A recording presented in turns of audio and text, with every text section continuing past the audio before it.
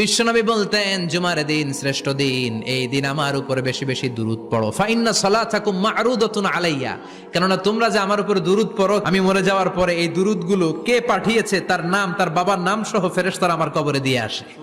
সাহাবারা বললেন, ইয়া রাসূলুল্লাহ কাইফা সালাতুনা মা'রুদাতুন আলাইক, আপনি মরে যাওয়ার পরে আমাদের দুরূদ কেমন করে আপনি দেখবেন? ওয়াকাদ আরিমতা, আপনি তো পচে গলে মাটির সাথে মিশে যাবেন।